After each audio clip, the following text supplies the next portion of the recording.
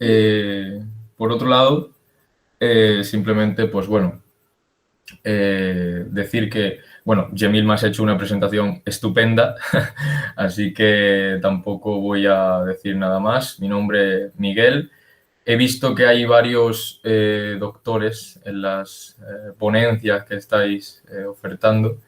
Y bueno, yo en este caso soy, como ha dicho Yemil, soy licenciado en física, así que quizá no sé qué tipo de público tengo aquí, así que supongo que la mayoría seréis graduados, supongo que algún profesor también habrá. Quiero decir que aparte de lo que pueda ser la propia presentación, como soy una persona que recientemente acaba la carrera, cualquier tipo de pregunta o de problema que también queráis hacer relacionado con cualquier otro ambiente de pues, dificultades o inquietudes, estoy aquí para lo que queráis y ya está. Así que sin más, sin alargarme mucho más, pero quería mencionarlo, vamos con lo que es el trabajo.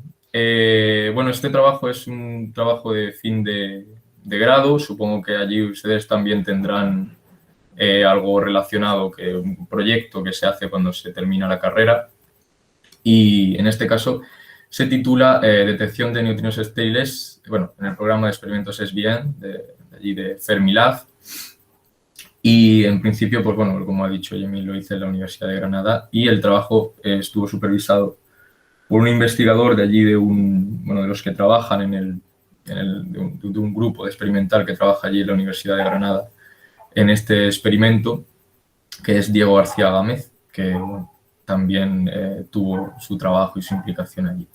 Así que sin más preámbulo, vamos a lo que es hablar un poquito de lo que es la... Uy, se me ha ido un poco. A ver, vemos aquí. Ya os he hecho un spoiler de lo que va a ser la presentación. Vamos un poco a lo que es la introducción en sí de lo que es el trabajo.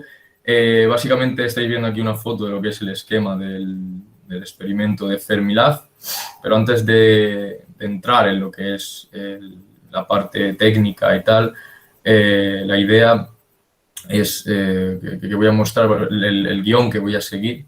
Va a ser el siguiente. Primero vamos a hablar un poco de lo que es el formalismo, por así decirlo, matemático que hay detrás de la oscilación de neutrinos. Ya lo digo, lo vuelvo a repetir, no sé qué tipo de nivel tengo en esta ponencia, yo lo voy a intentar hacer lo más divulgativa posible. Así que, pues, en principio vamos a hablar un poquito del formalismo, hablaremos un poquito de matemáticas también, de lo que es la oscilación de neutrinos y en concreto hablaremos de lo que es el escenario 3+1, que es donde se tiene en cuenta al neutrino estéril, que es un neutrino que no interacciona bajo ningún tipo de interacción, salvo por la gravitatoria. Bueno, esa es la hipótesis que se tiene. Ahora veremos por qué se hace esa hipótesis. Cuando terminemos de hablar de la parte más teórica, entraremos a lo que es el trabajo, por así decirlo, más experimental, que tiene que ver con una parte primero un poco más bibliográfica de por qué es necesario este tipo de experimento y luego finalmente entraremos en una parte un poco más técnica donde hablaremos sobre los detectores que hay en el experimento, sobre las cámaras de proyección temporal de algo líquido y finalmente haremos lo que es un estudio de las, por así decirlo, de los eventos que se esperan obtener en este tipo de experimento. Bueno, de hecho que en su día, cuando se hizo el estudio, se esperaban obtener, porque estamos hablando de que este experimento, cuando hizo su proposal original para su construcción, estamos hablando de 2015 o cosas así, entonces ya han pasado unos cuantos años. De hecho, Fermilab ya ha estado unos años tomando, creo que ahora dentro de poco este año o el siguiente empiezan a analizar esos datos que han estado tomando. Pero bueno, ese es un poco lo que es el esquema del trabajo y vamos a centrarnos ya, que no quiero tampoco aburrir en exceso. Entonces estáis viendo aquí lo que es un esquema de lo que es el experimento en sí. Tenemos lo que es el neutrino target, que es, por así decirlo, lo que va a generar las partículas que van a decaer en distintos canales mediante canales de corriente cargada o canales de corriente neutra. Ya hablaremos un poco más adelante lo que es eso, por si hay alguien que no esté tan familiarizado. Y básicamente el haz que se genera a partir de un acelerador que acelera protones. Normalmente trabaja a una energía de 8 gigaelectronvoltios, es la máxima con la que suele trabajar, y incide protones sobre un blanco de berilio. ¿Okay? Y bueno, pues básicamente eso genera una serie de partículas, principalmente hadrones, que luego decaen en distintos canales a partículas más ligeras. Y aquí es donde aparecen los neutrinos, que es básicamente lo que queremos estudiar en este experimento. Bueno, los hadrones principalmente que nos van a interesar son un tipo de hadrones que son los mesones. Y bueno, lo que es la parte lo que se suele llamar el booster neutrino beam, antes de entrar en lo que es en toda la parte donde los neutrinos van a oscilar, se produce una serie de recogida de partículas que quitan un poquito de lo que es el background intrínseco.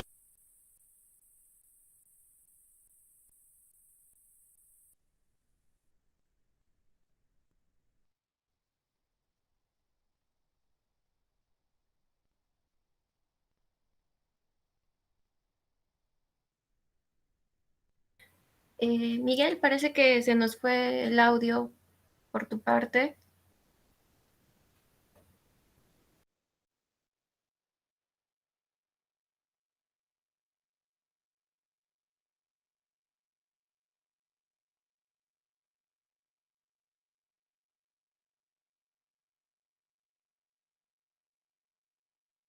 Ahora, no sé por qué se ha silenciado el audio. Bueno, Ahora sí se te escucha.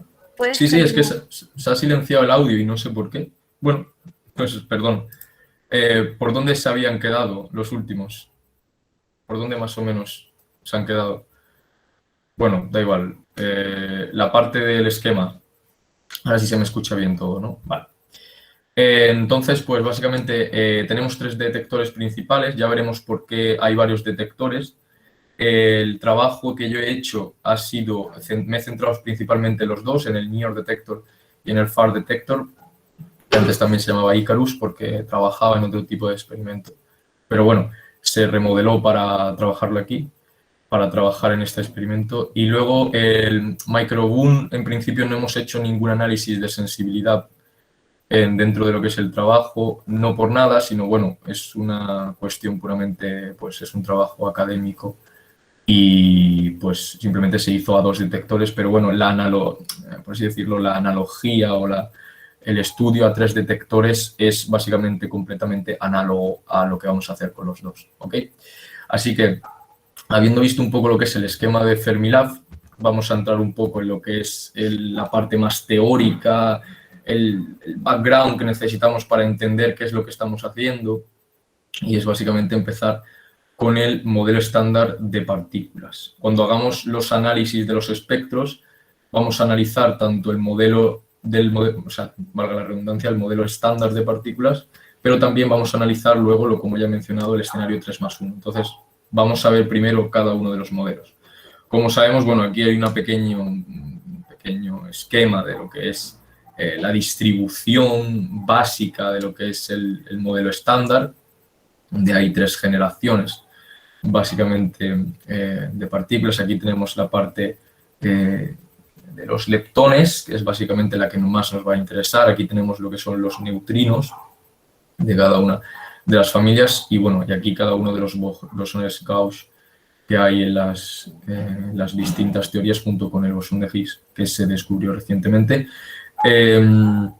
Simplemente hacer énfasis en este número de familias que en principio el modelo estándar establece en tres estados de sabor, en este caso para el neutrino electrónico muónico y tauónico, y básicamente saber que estos neutrinos van a oscilar entre ellos, pero siempre teniendo en cuenta que dentro del modelo estándar hay 3 familias y de ahí no nos salimos, por lo menos en el modelo estándar. Es importante entenderlo, sobre todo en lo que explicaremos posteriormente con la llegada del neutrino estéreo.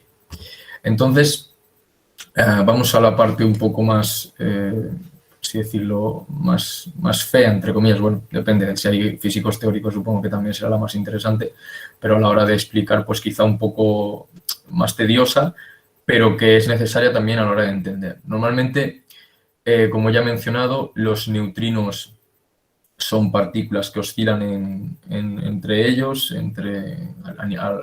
al tiempo que están volando, que tienen un cierto recorrido de vuelo, oscilan entre unas familias y otras. Y bueno, básicamente la evidencia experimental de por qué viene esto, para los que le interese un poco lo que es así la historia de cómo se descubren estas cosas, viene un poco de los años 60. Uno de los, no sé si el primero, creo que era el primero, pero sí de los más interesantes, el experimento Homestake, que fue en los años 60. Básicamente tenía una idea que era medir la cantidad de, bueno, simplemente era un experimento rutinario de neutrinos y se diseñó para detectar neutrinos del electrón, que es este que tenemos aquí, neutrinos del electrón, que venían del Sol, porque el Sol es una fuente de neutrinos continuo. De hecho, hay muchísimos neutrinos que nos están cruzando ahora mismo en nuestro cuerpo y no nos hemos dado ni cuenta. Para, bueno, ya tenéis una idea, ya podéis hacer una idea de lo poco que interaccionan ya de por sí estos neutrinos, cuanto menos el neutrino estéril, y lo difícil que va a ser detectarlos. Entonces, ese experimento se hizo y se hicieron una serie de cálculos teóricos, tal y cual,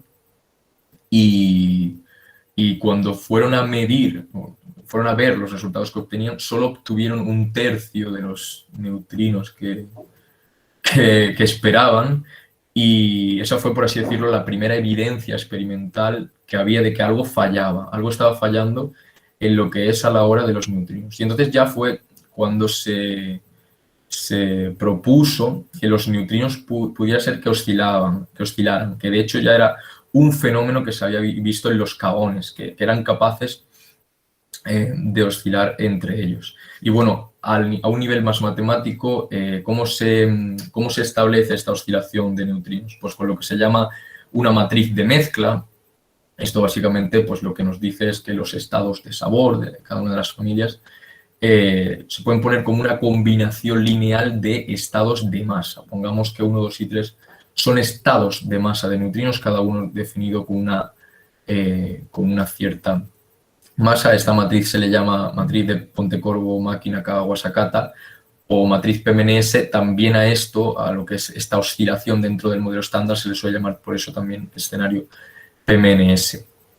Y antes de seguir con la parte pues, más matemática y tal, me gustaría que tuviéramos una idea de en qué consiste esta oscilación de neutrinos, porque no sé qué niveles lo vuelvo a repetir, no quiero ser pesado, pero como no sé qué tipo de nivel de público tengo, para los que a lo mejor no hayan visto este formalismo todavía, a ver si conseguimos intentar entender un poco en qué consiste esto.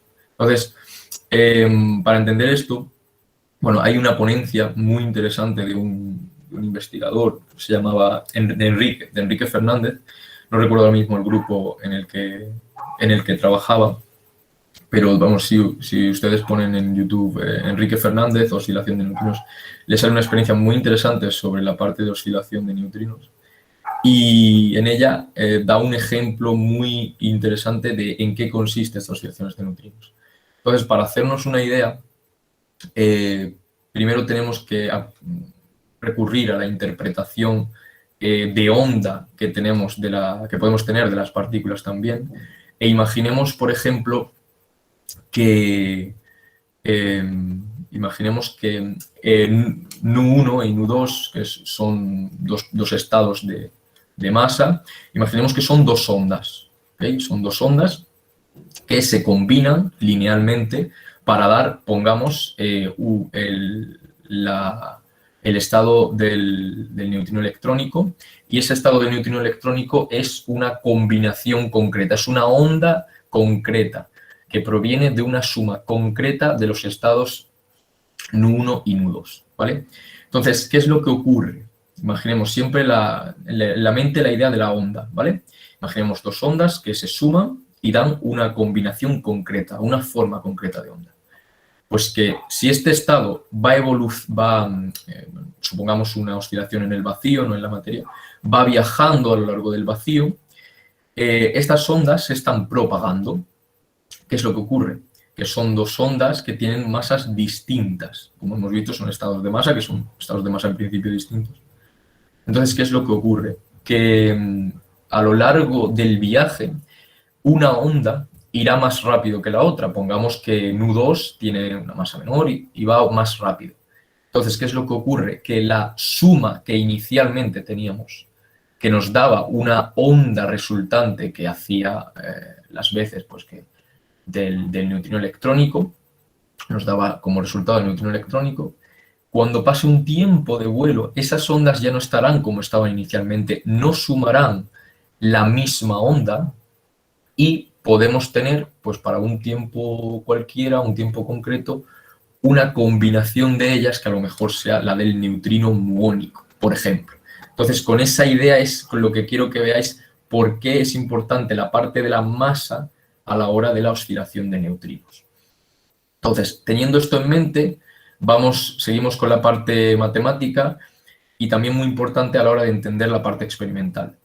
Tenemos lo que es que esta matriz de mezcla se puede parametrizar en distintos, bueno, pues si se hace el desarrollo, se trabajan con ángulos que se les suele llamar ángulos de mezcla y un factor de fase global, delta, que está relacionado con la simetría CP, que es un tipo de simetría, poco vamos a entrar mucho en detalle, pero bueno, es un tipo de simetría que también se suele conservar, menos en la interacción débil, pero en el resto se suelen conservar.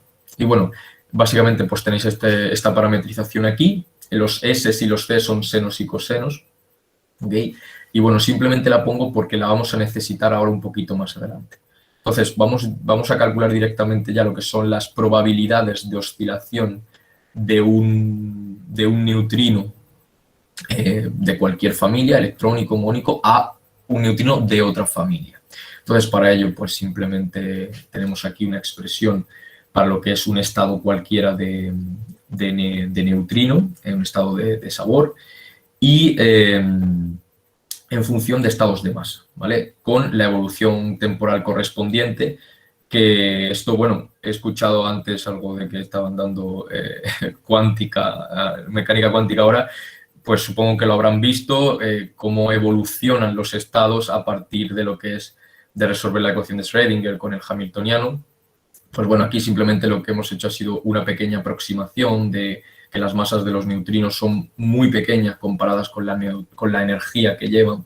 Entonces, pues los autoestados, o sea, los autovalores se quedan de esta forma. Pero bueno, eso es más parte que nos interesa, es una evolución, una expresión genérica que luego cuando calculamos lo que es la probabilidad, que es algo que tenemos aquí, pues simplemente nos sale este término de aquí, ¿vale?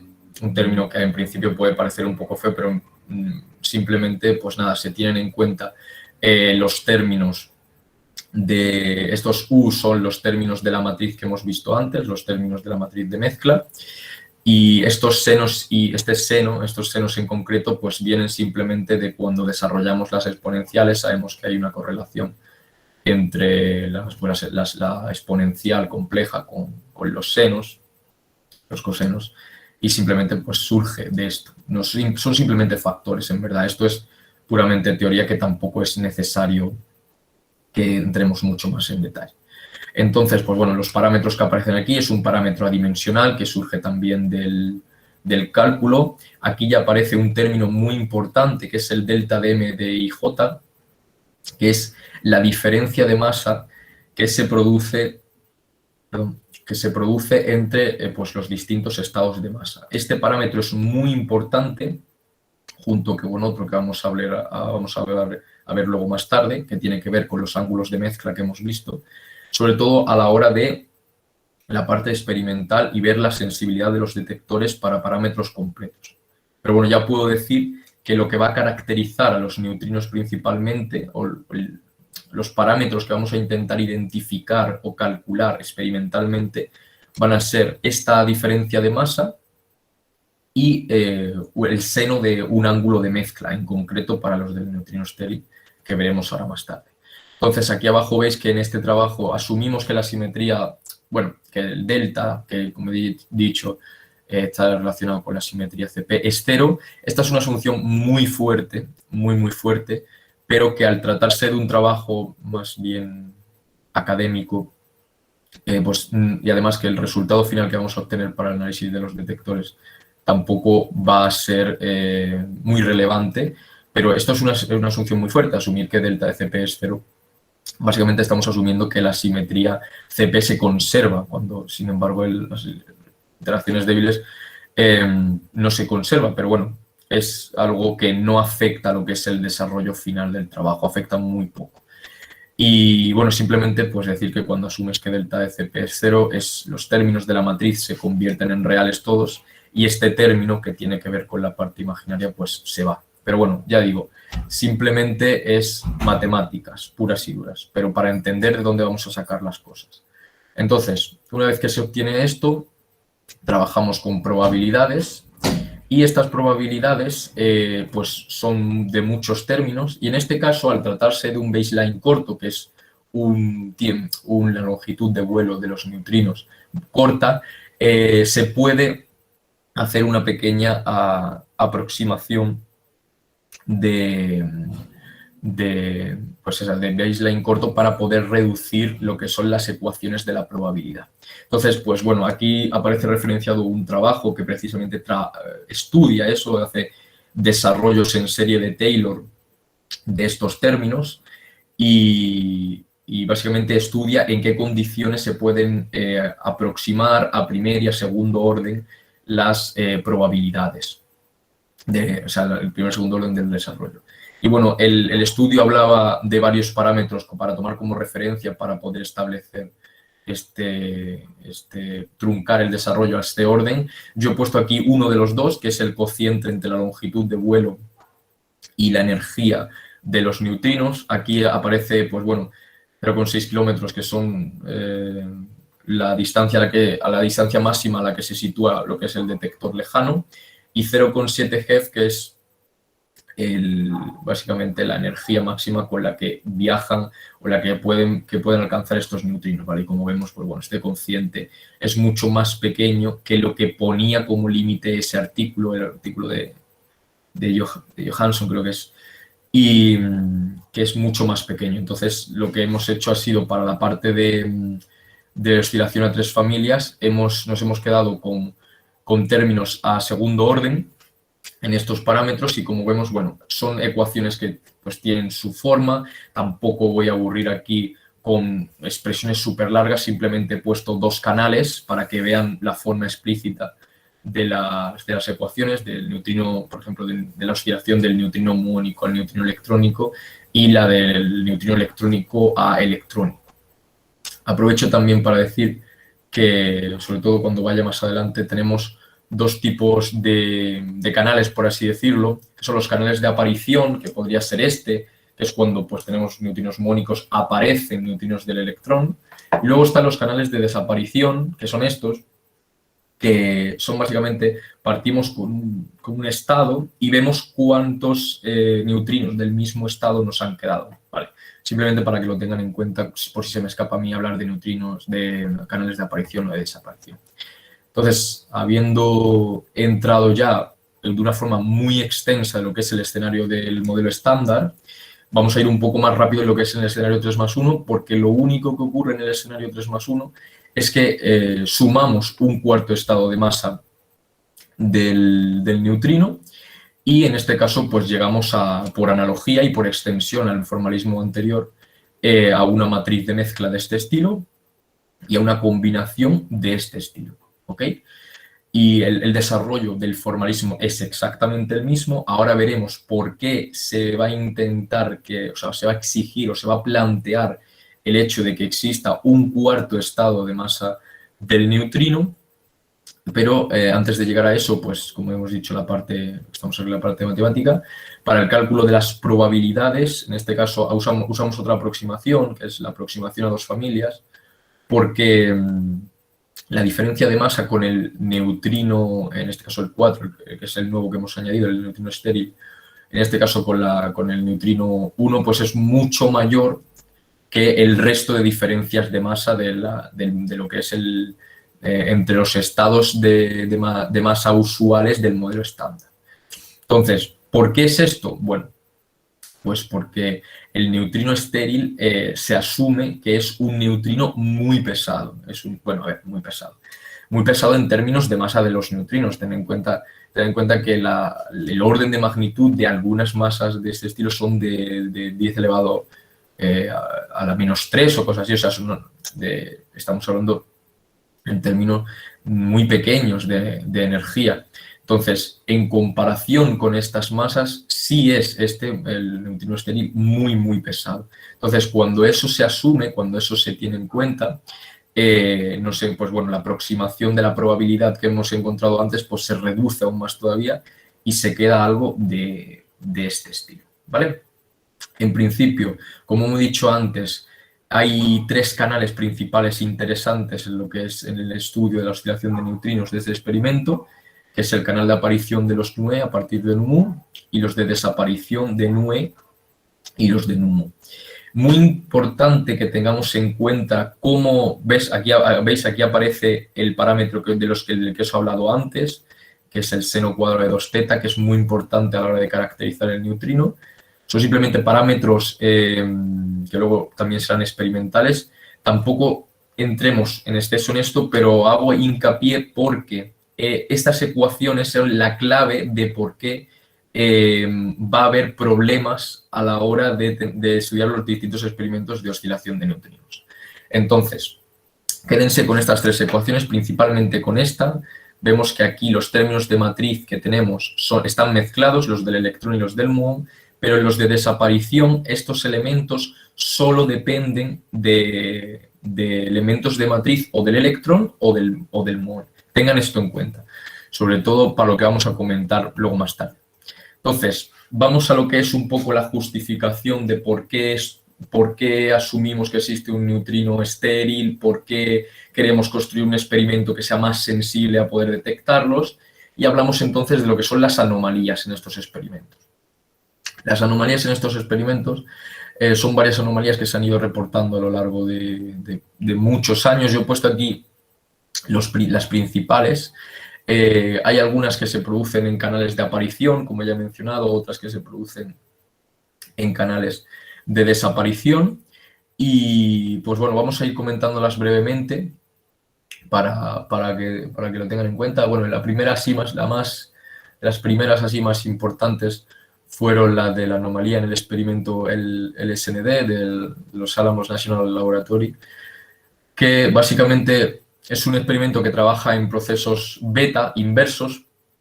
Uno de ellos, pues por ejemplo, colisión de neutrones con protones que nos llevan a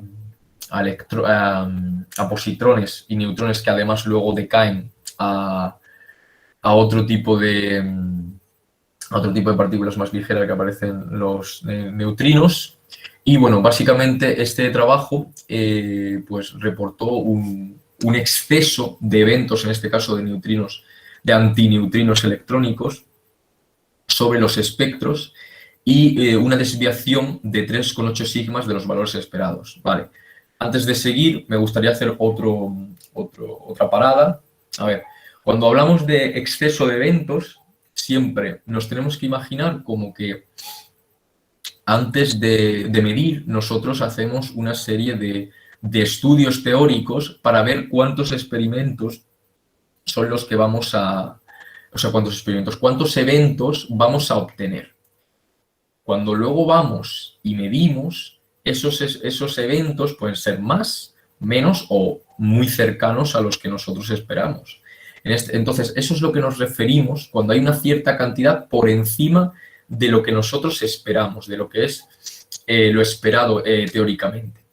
Y otra segunda cosa que quiero mencionar es lo de las sigmas, porque va a ser una jerga que vamos a usar mucho a lo largo de lo voy a usar mucho a lo largo del trabajo. Lo de sigmas tiene que ver, si nosotros pensamos en una distribución gaussiana, cuando nosotros, bueno, tenemos en mente la distribución gaussiana, ¿no?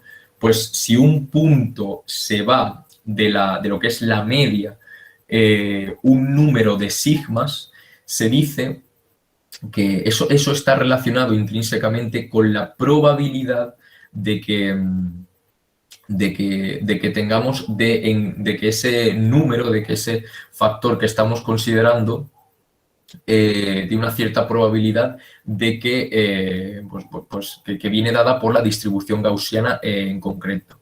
En este caso, hablando en jerga puramente física, a nosotros nos interesa que lo que midamos los detectores o lo que obtengamos después de estudios genéricos es que lo que midamos se vaya suficiente, por así decirlo, de lo que esperamos para decir que eso no se debe a una fluctuación puramente estadística, sino que a una muy, muy alta probabilidad no se debe a una fluctuación estadística, lo que hemos calculado, sino que se debe a algo que está fuera de nuestro marco teórico. Normalmente, si un parámetro, un valor se va fuera más de 3 sigmas, ya hay casi un 90 y tantos por ciento, 99, algo por ciento de probabilidad de que no se deba a una fluctuación estadística, pero aún así, hasta que no se tienen 5 sigmas, no se suele declarar como un experimento, que es una probabilidad de 99,99, muchos nueves. Pero bueno, simplemente es la idea que quiero que tengamos a la hora de cuando yo siga hablando y hable de este tipo de vocabulario, ¿vale? Entonces, siguiendo eso, hay otra anomalía que se observa en el experimento Miniboon, que estaba también ubicado en Fermilab. De hecho, el detector Microboon del que he hablado antes, del que no hacemos estudio en este trabajo, ese detector antes estaba ya haciendo mediciones de oscilaciones de neutrinos y también reportó una anomalía con lo que se esperaba. Y bueno, pues se mostró otro número de exceso. Los números, bueno, son interesantes, pero nos interesa más lo que son las sigmas en principio. Y entonces, en este caso, la diferencia que vio, o el exceso que observó a lo esperado, fue de 4,7 sigmas, algo que tengan en cuenta que 5 sigmas he dicho que es como ya un experimento. 4,7 sigmas ya es alejarse mucho de los valores predichos. Luego, con respecto al otro, pues anomalía de experimentos en reactores de centrales nucleares. Los reactores en centrales nucleares son una fuente también muy importante de neutrinos cuando se producen procesos de tipo nuclear. Pues se eliminan muchos tipos de neutrinos. En este caso, lo que se hizo aquí eran experimentos que ya se fueron tomando a lo largo de los años. Lo que pasa es que hubo una recalibración de estos experimentos porque no se habían tenido en cuenta secciones eficaces que luego se mejoraron. Entonces, cuando se hizo otra vez el reajuste de este tipo de experimentos, se obtuvo que cuando se ajustó lo que es el espectro que obtenían de los datos experimentales, se obtenía que la oscilación que se veía en esos, o el espectro que se veía, era debido a una diferencia de masa. ¿Ves? Ya nos aparece en este primer parámetro, que era superior a 1,5 electronvoltios al cuadrado, o sea, una cota bastante grande, y luego un parámetro del seno cuadrado de 0,14 al 95% de lo que es el confidence level, que es básicamente el nivel de confianza que se tiene. Es decir, esos parámetros no están asociados o no están muy relacionados con ninguno de los parámetros que tiene el modelo estándar. Este delta de m se aleja mucho de lo que es el delta de m normal que tienen los estados de masa del modelo estándar. De hecho, es mucho más grande. Y entonces eso también, por eso se dice que es una anomalía, porque es algo que no se espera, porque no coincide con lo que es el modelo estándar. Y por último tenemos lo que es la anomalía del galio, que bueno, pues son simplemente detectores de galio, especializados pues en este caso también de neutrinos que provienen del Sol. Y bueno, pues aquí hay varios estudios que hablaban también de lo que es, pues en este caso, no un superávit, bueno, no un exceso de eventos, es decir, sino un déficit de eventos. En este caso teníamos un déficit. Llegaron menos de lo que se esperaba y en este caso fue también de 3 sigmas, que aunque no sea un valor tan grande como el cercano a 5, 3 sigmas ya nos dice algo sobre que algo puede haber ahí, ¿vale? Para entendernos. Entonces, una vez que, bueno, hemos hablado aquí de experimentos, de oscilaciones, de anomalías, pero lo más importante que tenemos que entender de esto quizás se resume en todas las anomalías en esta gráfica. Más es importante que vean esta gráfica porque es lo que vamos a ver luego más tarde y de hecho es lo que yo voy a mostrar luego más tarde en este trabajo. Y aquí vemos el seno cuadrado de 2θ y el delta de m cuadrado, siempre referido al delta de m41 que hemos visto antes, delta de m cuadrado 41, referido a la diferencia de masa entre el neutrino estéril y en este caso el neutrino del estado 1, y luego el seno cuadrado de θ, de 2θ, donde el ángulo de mezcla también es el asociado a la parte del neutrino estéril. Pero bueno, lo que vamos. Cuando se hacen trabajos, bueno, aquí he puesto algunos experimentos de aparición, de desaparición. Hay bibliografía para aburrir. Si alguien está especialmente interesado en esto, le puedo pasar varios artículos al respecto. Pero básicamente la idea final es que cuando nosotros, para ver si consigo que ustedes entiendan en qué consiste este gráfico. Cuando nosotros hacemos un análisis global y establecemos, por así decirlo, los límites de las zonas permitidas o las regiones permitidas para los parámetros, es decir, me explico.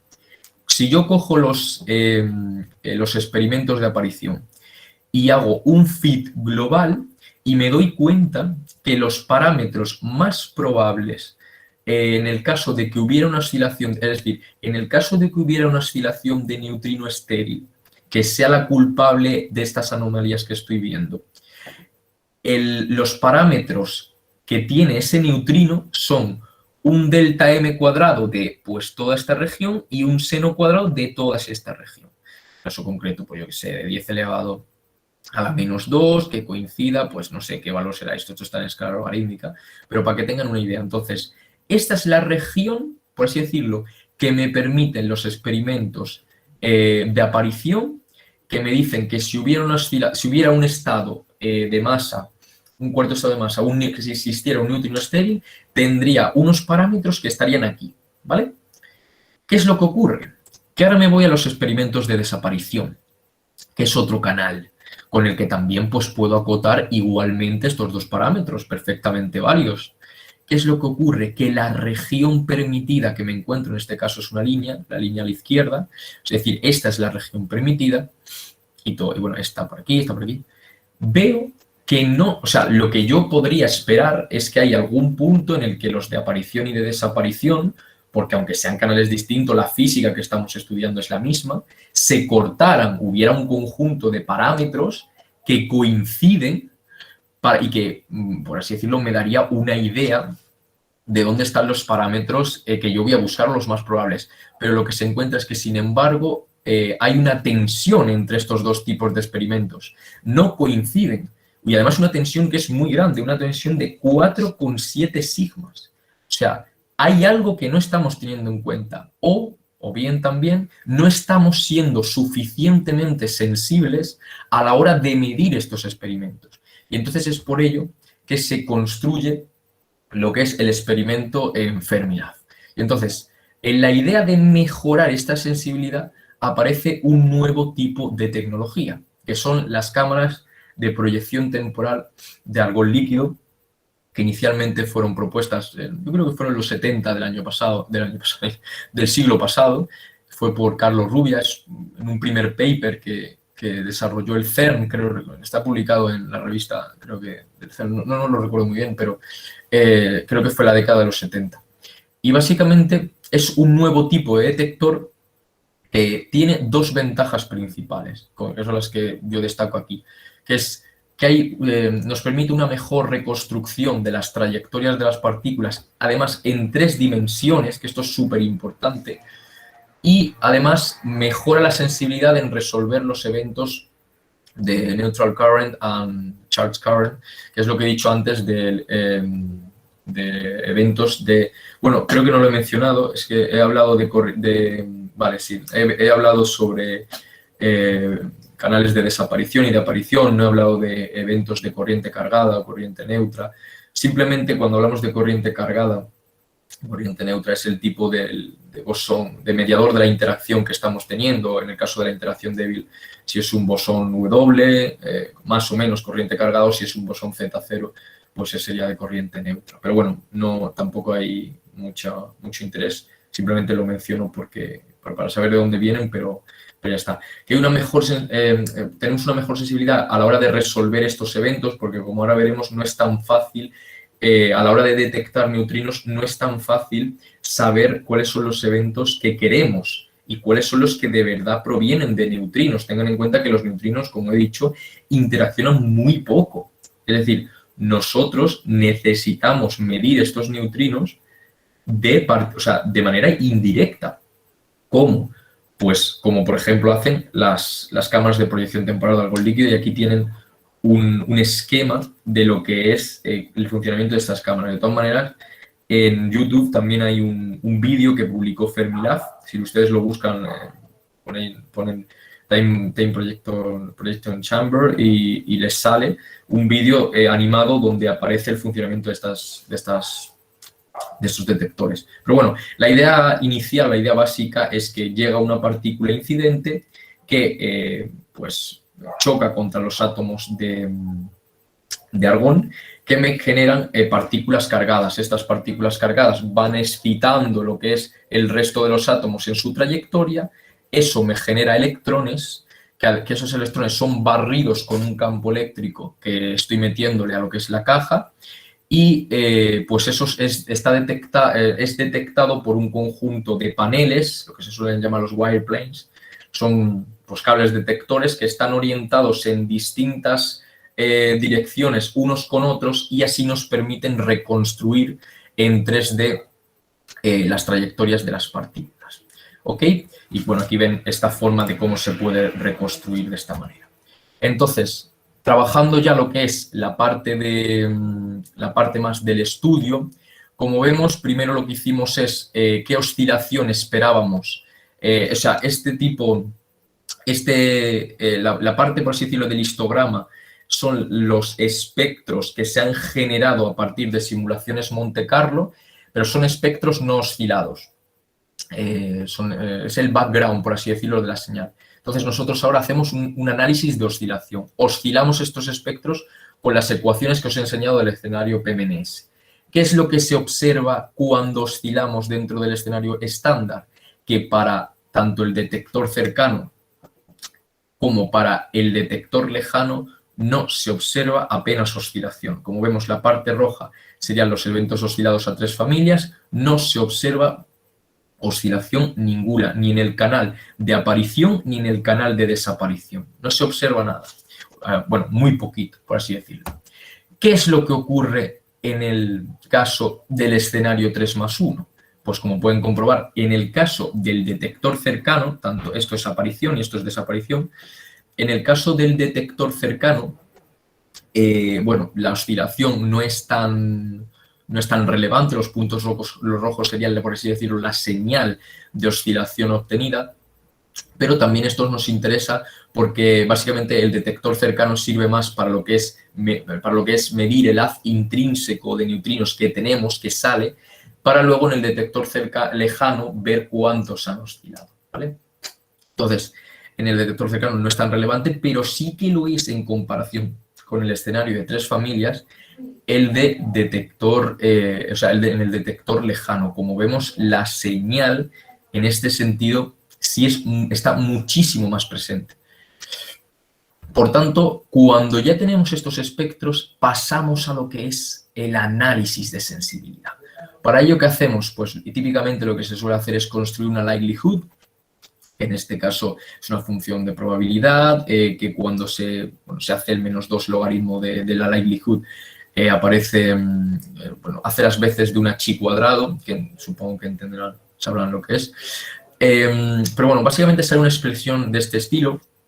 Lo único que quiero que entiendan de esto, que tampoco quiero entrar mucho en detalle, es que lo que estamos haciendo aquí es comparar unos eventos, por así decirlo, esperados, que son los NSUI, que de manera normal lo que se hace son coger eventos de los experimentos, son datos reales, por así decirlo, datos experimentales. En nuestro caso, como no teníamos acceso a este tipo de experimento, porque todavía no estaba, obviamente no teníamos acceso a él, pues lo que hemos hecho es que en el NSUI lo que tenemos son los eventos esperados de lo que hemos hecho con las simulaciones, pero los oscilados dentro del marco de 3 familias. Y esto, los MUSUI, por así decirlo, son los eventos que se esperan, pero bajo una cierta hipótesis que nosotros establecemos. En este caso, la hipótesis de neutrino estéril. Es decir, aquí estamos teniendo en cuenta los eventos que se esperan dentro del escenario 3+1. Entonces, ¿qué es lo que hacemos? Comparamos, este término simplemente surge para controlar los ceros los ceros que se puedan producir, pero bueno, básicamente la idea es la comparación entre una hipótesis y otra, es decir, cuánto se nos va a ir nuestra hipótesis de los eventos reales, por así decirlo. Y esto lo hacemos en un espacio de parámetros, que es como lo que hemos visto anteriormente. Y en ese espacio de parámetros tenemos 2 parámetros fundamentales, que lo vuelvo a decir, son el delta M y el seno. Es decir, cogemos los espectros que hemos visto antes, vemos bin por bin de cada histograma, construimos la likelihood y representamos en un espacio de parámetros. Y obtenemos algo como esto. Entonces, vamos a entender un poco en qué consiste esto. Estos son, en verde nos aparecen las regiones más probables a 3 sigmas de los parámetros que vienen de un fit global. Y aquí tenemos líneas a 3 y 5 sigmas que nos proporcionan los análisis y las simulaciones Monte Carlo que hemos hecho con las características de nuestros detectores. Bien, pues ¿qué es lo que encontramos en este caso? Que a 3 sigmas somos capaces de cubrir, es decir, prácticamente la región más probable, y a 5 sigmas no completamente, pero sí gran parte de la región. ¿Esto qué quiere decir? Que nuestros detectores, en caso de que se produjera una oscilación a 3 familias, serían capaces con una exactitud, en este caso, de 3 sigmas y casi completamente a 5 sigmas de poder detectar ese tipo de oscilación y es más,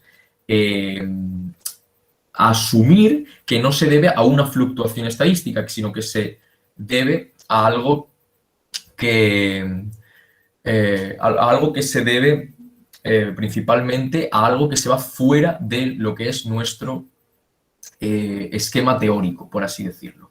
Es muy importante porque esto nos hace que podamos ser muy sensibles a la hora de ver si hay una oscilación de neutrino estéril o no. Luego, este es el principal resultado del trabajo junto con los otros que hemos estado comentando, aunque luego nosotros en este también hicimos otro tipo de trabajo que se puede hacer también con la likelihood, que es encontrar las zonas más probables. En este caso se lo pongo porque a nivel académico creo que puede ser bastante interesante. Simplemente lo que se observa aquí son, por así decirlo, las regiones más probables o sea, cuando en vez de usar como hipótesis, en vez de usar como eventos esperados los del marco de 3 familias, usamos los del marco a 3+1, por así decirlo, nos salen lo que son, por así decirlo, las regiones más probables de nuestros parámetros, que en este caso pues, son los parámetros que hemos usado del ajuste.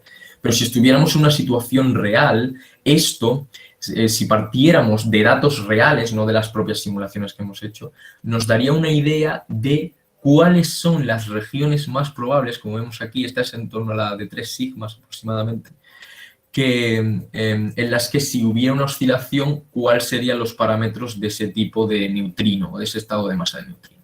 Entonces, de la misma forma que lo hemos hecho para el canal de aparición, lo hemos hecho también para el canal de desaparición, como vemos en el caso del canal de desaparición, la sensibilidad del experimento mejora en muchísima gran medida.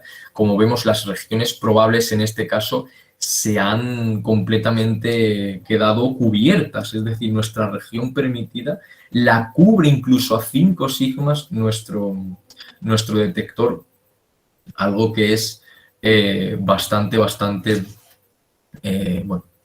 interesante y bastante importante. Fíjense el nivel de sensibilidad que podemos tener en este tipo de experimento y la capacidad que vamos a tener de poder medir oscilaciones de este estilo, que ya de por sí suelen ser bastante complicadas.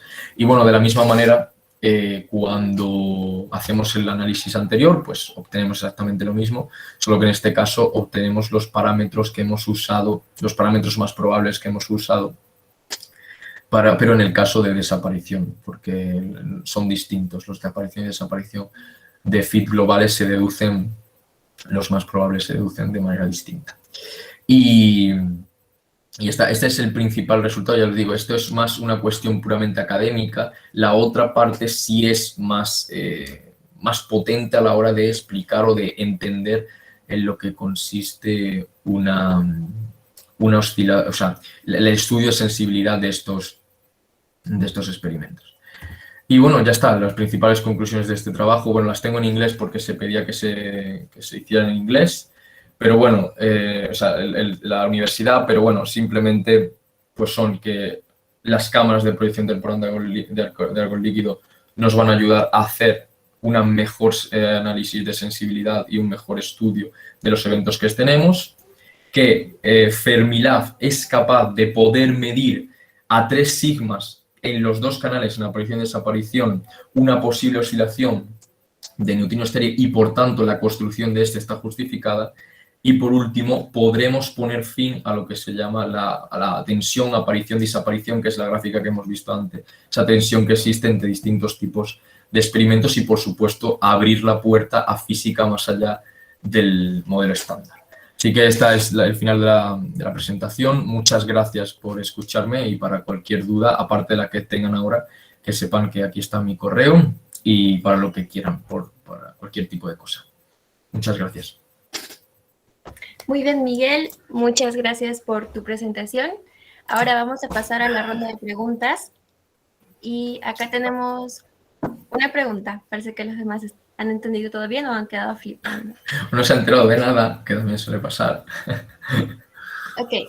Tenemos la pregunta que dice, en la gráfica de eventos esperados en escenario PMNS, ¿por qué solo una de las gráficas está en la región esperada? Vale, espera un momento. A ver, escenario PMNS, ¿cuál es? A ver, ¿cuál era la gráfica que nos preguntaba?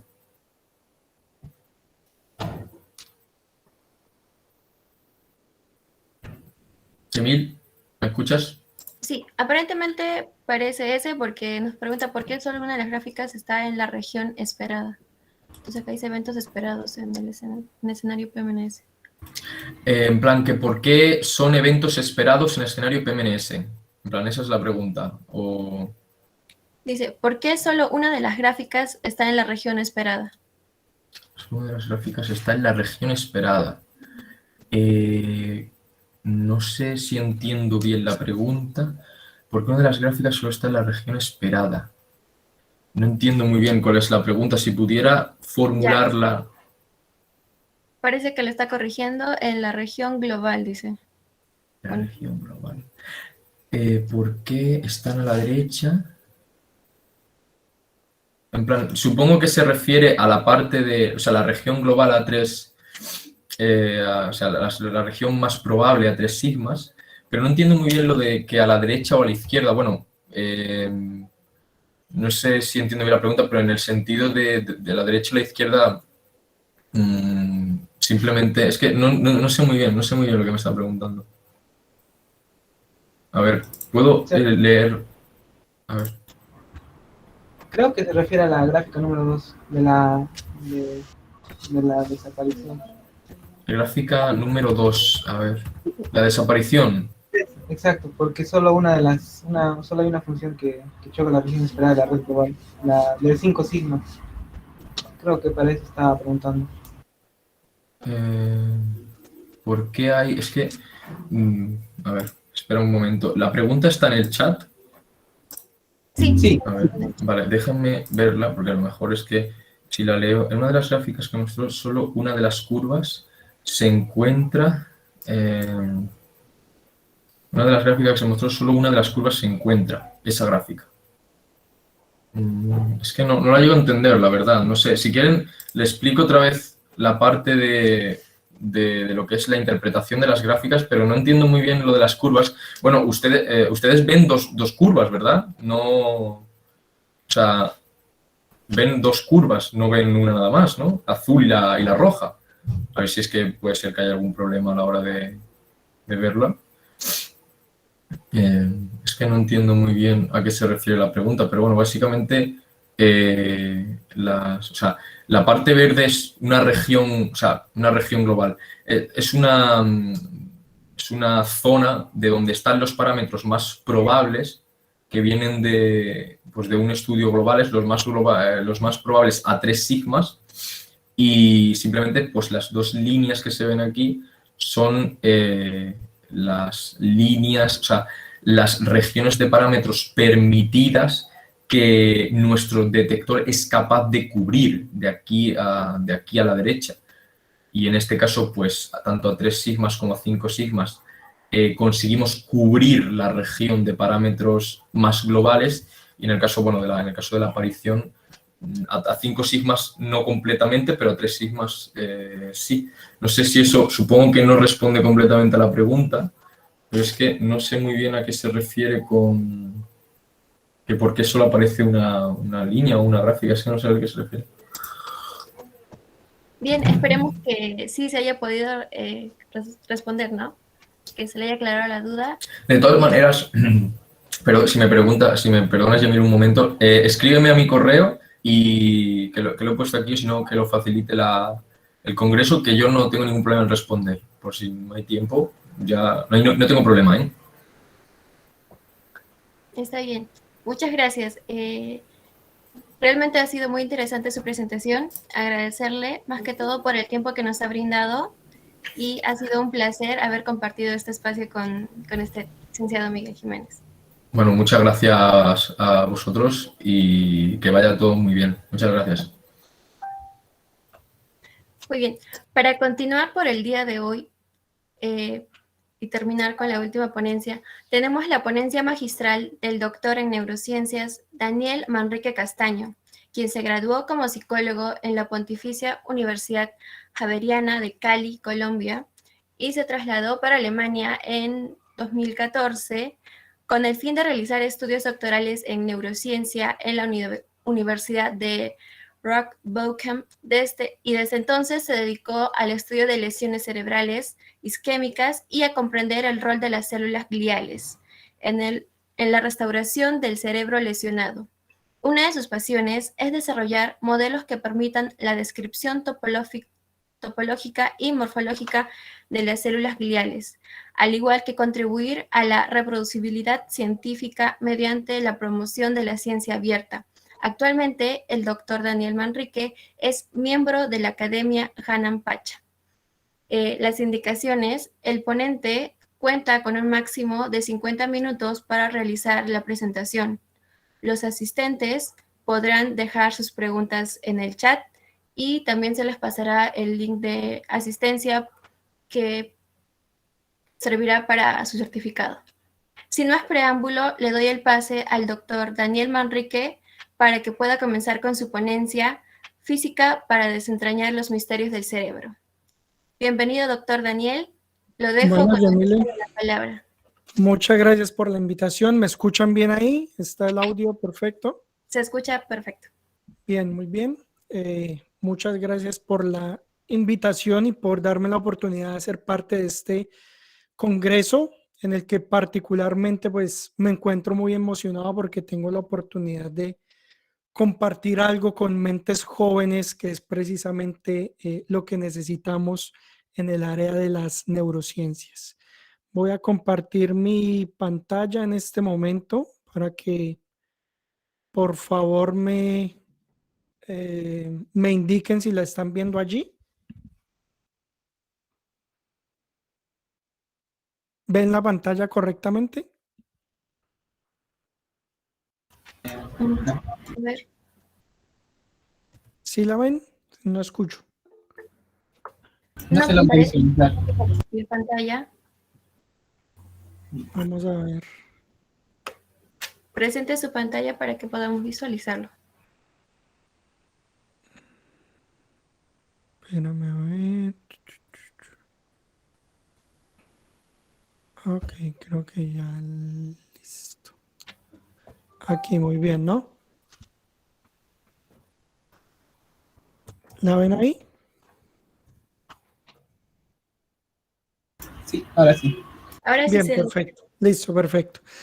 Bueno, entonces, más que una conferencia, diría yo, en esta tarde quiero extenderles a ustedes, estudiantes de física y tal vez otras áreas de la ciencia, una invitación para que hagan parte de este gran reto que es explorar y descubrir todo lo que nos falta aún por saber sobre el cerebro. Yo soy miembro de la Academia Hanan Pacha, soy neurocientífico. En este momento trabajo en este hospital, en el CHU de Quebec, en la ciudad de Quebec, en Canadá. Esta flechita que les muestro aquí, aquí es donde queda mi oficina y pues este edificio es el laboratorio. Y bueno, curiosamente, como divulgador de la ciencia, de lo primero que escribí fue sobre astronomía y cosmología. Este es un libro que publiqué en el 2016 que se llama Fundamentos de Cosmología. Muy buen libro, excelente libro, se lo recomiendo. Y bueno, aquí tienen también mi canal de YouTube que se llama Science Logs, al que desafortunadamente no puedo dedicar todo el tiempo que quisiera, pues porque mis actividades de investigación pues me quitan bastante el sueño, ¿no? Pero bueno, ahí poquito a poquito voy subiendo material con cuestiones referentes a la neurociencia, la astronomía, la historia y bueno, otras ciencias. Si quieren saber algo más de lo que yo hago, esta es mi página web personal, danielmancb.com, y allí pues pueden explorar algunos otros aspectos. Bueno, quiero empezar con algo muy sencillo y es básicamente ofreciéndoles un paneo de lo que podemos considerar neurociencia. Y en términos muy generales, podemos decir que la neurociencia es el estudio del sistema nervioso en todo su conjunto. El sistema nervioso no solamente es el cerebro, que tal vez es el órgano más conocido, sino que también tenemos la médula espinal, tenemos los nervios periféricos y pues todos ellos en su conjunto hacen parte de esta unidad de comando central con la que contamos la mayoría de los animales. Y entonces en la neurociencia encuentra uno una multitud de aproximaciones y de preguntas para entender una pequeñísima parte de lo que es el cerebro. Entonces lo podemos apreciar desde la parte cognitiva, de los procesos ejecutivos, lo podemos ver desde el punto de vista del neurodesarrollo, que no es solamente el neurodesarrollo ontológico, es decir, desde que nacemos hasta que somos adultos, sino también el desarrollo filogenético del cerebro, cómo a través de las eras geológicas el cerebro se fue complejizando hasta pasar de ser una pequeña superficie para captar luz a un gran órgano multicelular cuya función básicamente es simular la realidad. Tenemos también aproximaciones que buscan entender las funciones motoras, las funciones musculares, tenemos también sensación, dolor, enfermedades neurodegenerativas, por supuesto, el Alzheimer, el Parkinson. Podemos entender también el cerebro a través de los neurofarmacéuticos, de qué sustancias generan cambios benéficos o, por el contrario, detrimentales para el cerebro. Tenemos también neuroimagen. Bueno, digamos que prácticamente cualquier aproximación que uno se pueda idear, pues podría aplicarla al cerebro en algún momento. ¿A qué me dedico yo particularmente? Yo lo que hago es estudiar lesiones cerebrales, lesiones isquémicas específicamente, que es lo que también se conoce como derrames cerebrales. Entonces lo que yo estudio son lesiones isquémicas en ratones y estas células que ustedes ven aquí en rojo son unas células que se llaman pericitos y los pericitos son células que recubren los vasos sanguíneos en el sistema nervioso, como ustedes lo pueden ver aquí.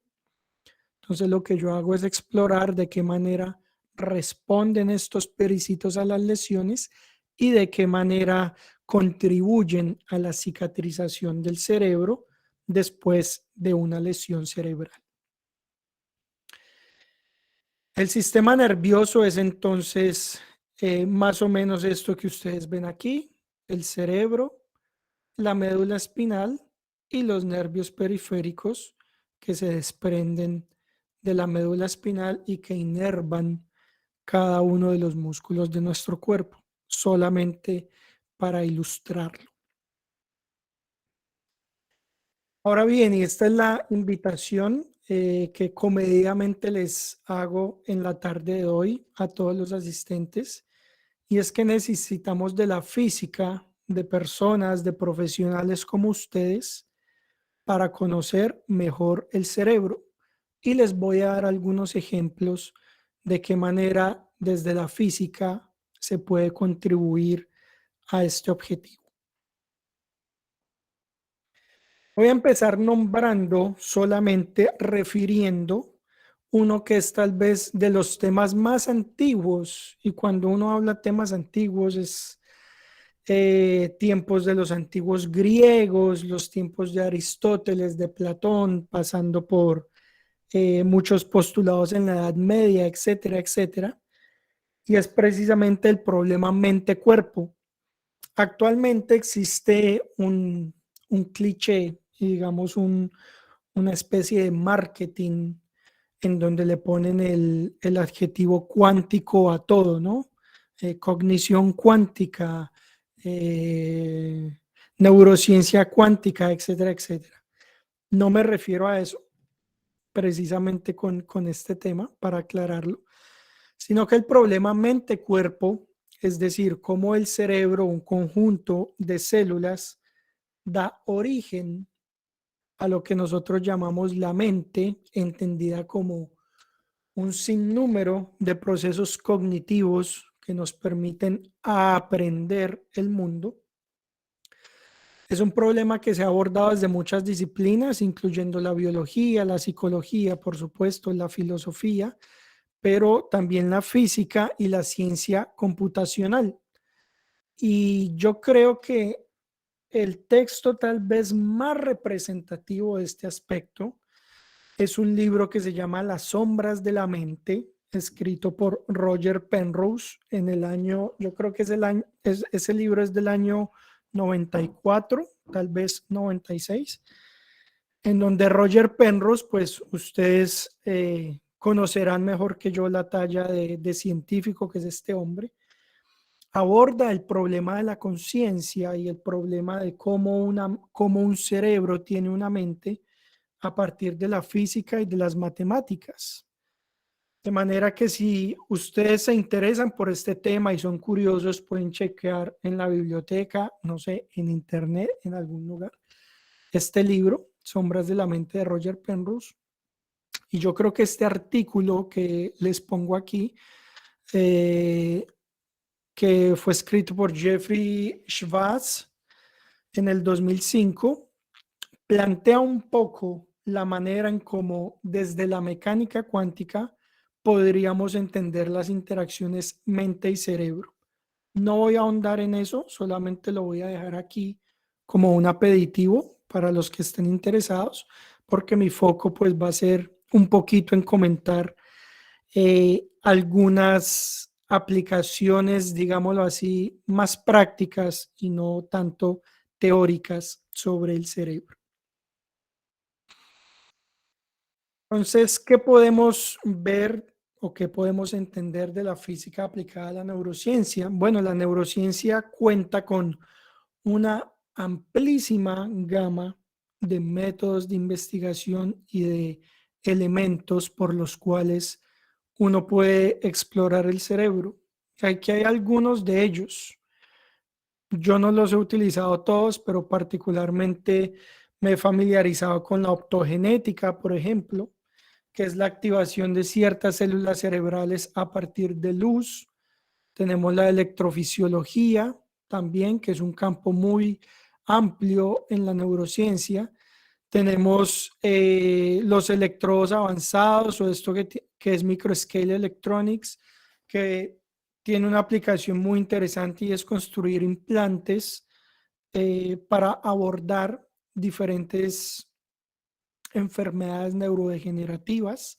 Por ejemplo, si tenemos el caso de una persona que sufre crisis de epilepsia muy graves, del tipo que sean, una de las aproximaciones puede ser instalar un chip en un área muy, muy, muy específica del cerebro, que puede ser el tálamo, por ejemplo, y a partir de un impulso magnético, ese magneto, ese imán, manda un impulso eléctrico al tálamo y eso soluciona de manera momentánea, por ejemplo, los eventos motores que se pueden dar en enfermedades como las del Parkinson o enfermedades como el síndrome de Tourette o como la Corea de Huntington, por ejemplo.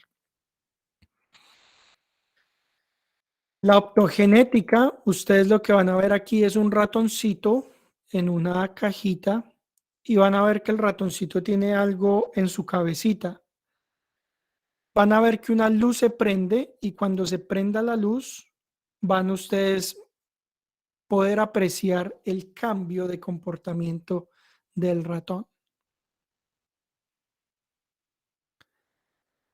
Esto que ustedes ven aquí, CHR2, eso es un receptor de las células que se llama chamorredoxin, que es básicamente una proteína que se activa con luz, solamente para aclararlo. Entonces tienen ustedes ahí el ratoncito en condiciones normales, con un pequeño electrodo en la cabeza, y ahí está. Cuando uno pone luz en ese pequeño electrodo, pues incita un movimiento que de otra forma no ocurre naturalmente. Así que palabras más, palabras menos, a este pequeño nivel puede uno apreciar y puede uno decir de alguna manera que uno está controlando el cerebro a partir de luz. Y así como se puede hacer con esta técnica, pues que es un cableado directo a ciertas células del cerebro, puede uno incluso pensar, porque por ejemplo, esto que ustedes viendo es optogenética, no estoy seguro si es alámbrica o inalámbrica, de pronto es alámbrica, pero los cables no se ven muy bien, o puede ser también inalámbrica, donde básicamente usted prende un pequeño módem y con ese módem pues hace que el ratón adquiera ciertos comportamientos, ¿no? Y para todo esto, especialmente para cuestiones que tienen que ver con la luz, pues uno necesita de físicos para desarrollar este tipo de intervenciones. Incluso en este momento se están pensando intervenciones farmacológicas que se activen con luz, por ejemplo. Entonces, donde la persona puede tomar X o Y fármaco y en el momento de que sienta su malestar, por ejemplo, mira una luz roja y en ese momento el fármaco empieza a hacer efecto. Entonces eso es algo, digamos, llamémoslo así, nuevas tecnologías que se están desarrollando en este momento y que apuntan definitivamente pues a romper las fronteras en las intervenciones farmacológicas que tenemos en la actualidad.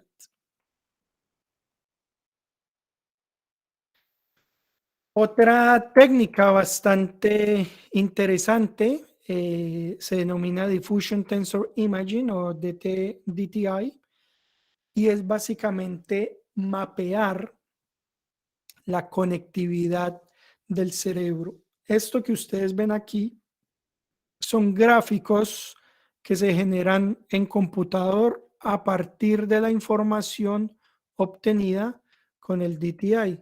Entonces, lo que el DTI hace, esto que ustedes ven aquí en rojo, son los axones de las neuronas, y los axones de las neuronas son las ramificaciones que estas células utilizan para conectarse con otras neuronas a través de distintos canales en el cerebro.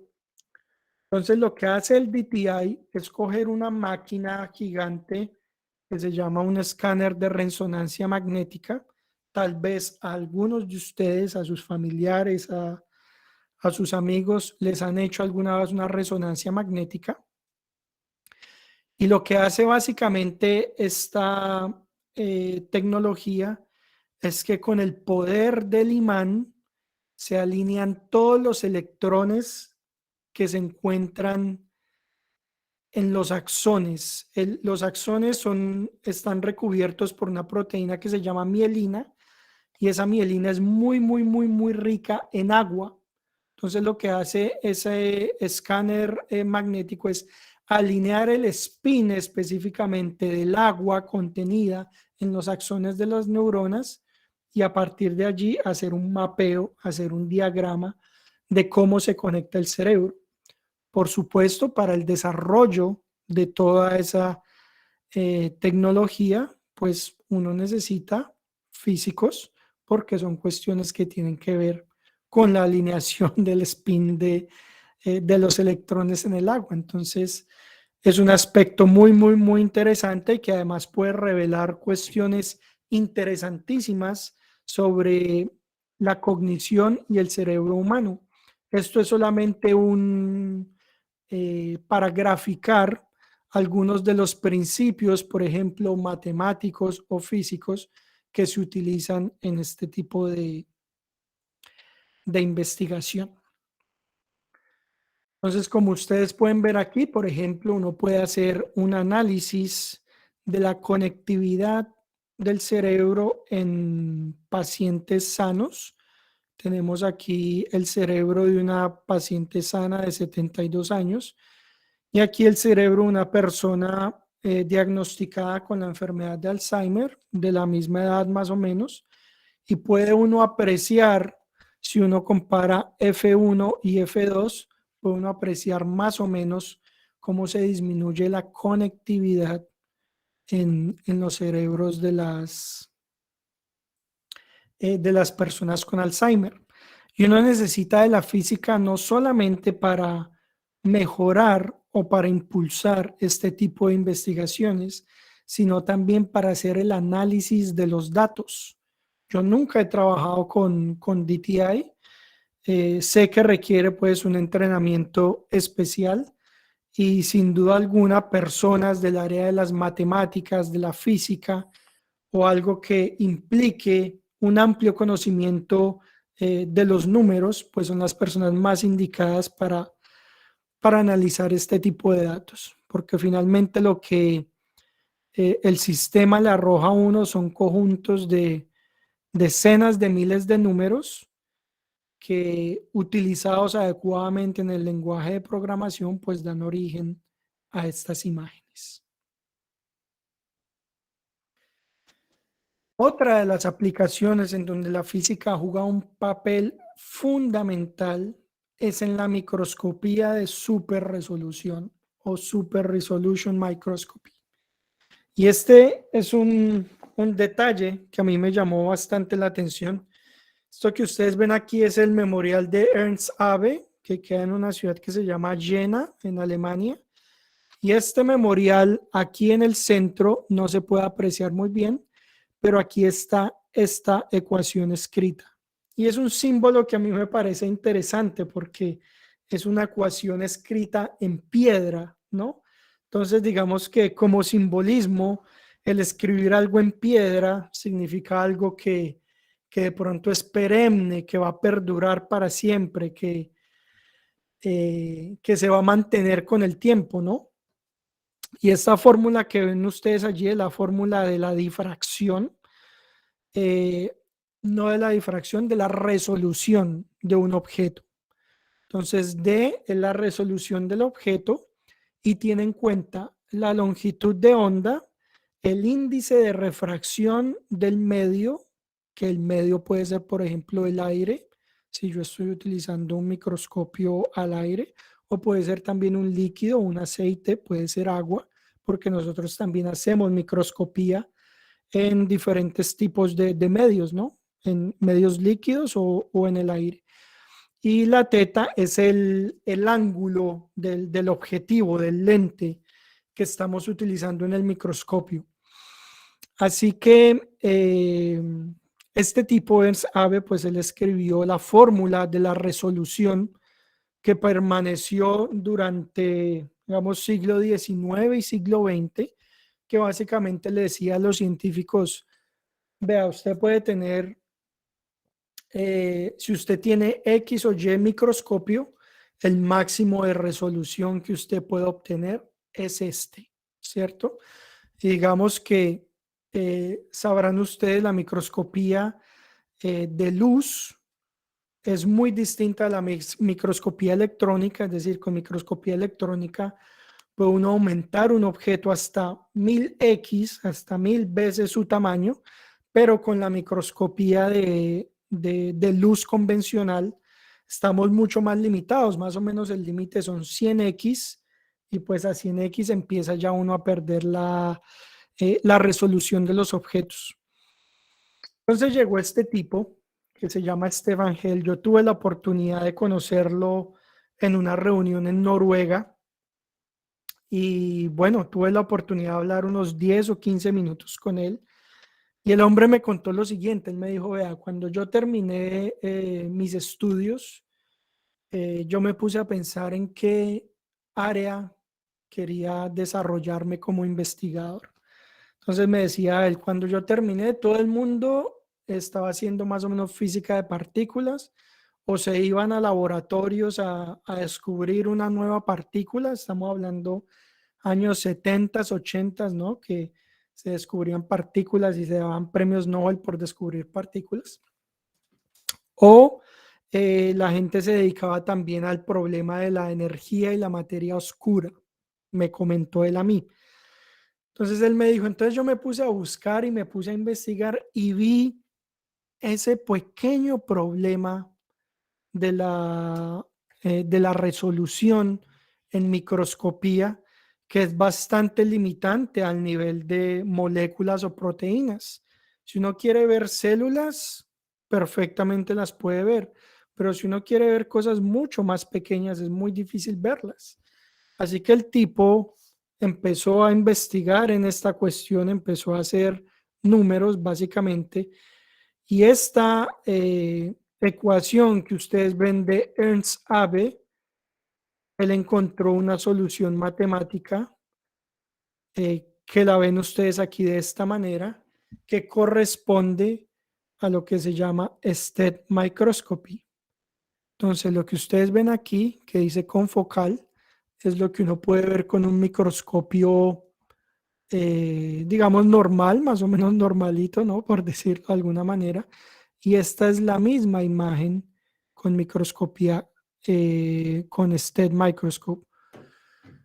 Entonces, en la confocal, por supuesto, se ve que hay algo allí, pero no se puede definir adecuadamente, mientras que con el método que investigó esta persona, pues uno puede determinar que allí hay 3 pequeños objetos que no sé exactamente qué son, pero pueden ser proteínas, pueden ser alguna especie de partículas, etcétera. Pero pueden ustedes apreciar la diferencia tan enorme entre ambas imágenes, ¿no? Y por supuesto, esto le valió a él el premio Nobel en Química el 2014 por su trabajo groundbreaking en llevar la microscopía óptica a la nanodimensión. Entonces, véanlo ustedes, el hombre fue de esta fórmula a esta formulita para agregar más o menos este complemento aquí. Y bueno, con esto pues fue un gran avance para el tipo de ciencia que podemos hacer, para el tipo de imágenes que podemos extraer del cerebro. Y esto es más o menos para darles a ustedes una idea muy somera de lo que se conoce como STED microscopy, que no es la única técnica de super resolución, pero es una de las más utilizadas. Entonces, básicamente el principio es que todo punto que emita luz, hay un coeficiente de difracción de esa luz, es decir, el punto puede estar aquí en el centro, pero por las longitudes de la onda de la luz que este punto emite, pues uno no lo va a ver bien definido, sino que lo va a ver como un halo. Entonces el principio del STED es básicamente que toma el láser con el que uno excita la proteína, es decir, para uno ver algo en el cerebro uno necesita excitarlo con un láser, e inmediatamente después utiliza un depletion láser, que es para suprimir parte de la emisión de esa partícula, haciendo lo que ustedes ven aquí como una especie de dona. Entonces, ese depletion laser lo que hace es quitar toda la luz que se encuentra por fuera o alrededor de nuestro objeto de interés. Entonces, quita toda la luz y nos deja solamente nuestro puntico. Entonces, puede ir uno de esto, que es una maraña de algo indiferenciado, a esto, en donde se pueden apreciar las fibras muy finas que constituyen algún tipo de célula, probablemente una neurona. Y esto es un ejemplo de lo que yo he hecho en lo que hice en Alemania, por ejemplo. En esta investigación nosotros no utilizamos STED, sino que utilizamos algo que se llama SIM, que es otra técnica de super resolución. Y ustedes de pronto pueden apreciar entre esta imagen que dice confocal y esta que dice Super Resolution SIM, pueden tal vez apreciar la diferencia entre la capacidad que tenemos para discriminar puntos que están muy pegados unos de otros. Entonces, con esto lo que hicimos pues, fue crear un mapa topológico de unos complejos de proteínas que se llaman redes perineuronales, y lo que hicimos pues fue caracterizar un poco qué pasa con esas redes perineuronales después de lesiones cerebrales. Y eso pues gracias al trabajo de un físico en microscopía de alta resolución. Algo en lo que estoy trabajando yo en este momento particularmente, y en lo que estoy colaborando con un colega de la Universidad de Stanford que es matemático, es en identificar los arreglos topológicos de las lesiones cerebrales. Esto que ustedes ven aquí es una fotografía de un cerebro lesionado. Lo que se ve aquí oscuro, este vacío que se ve aquí, es la parte lesionada del cerebro. Y estos punticos blancos o estos objetos blancos son unas células que se llaman astrocitos.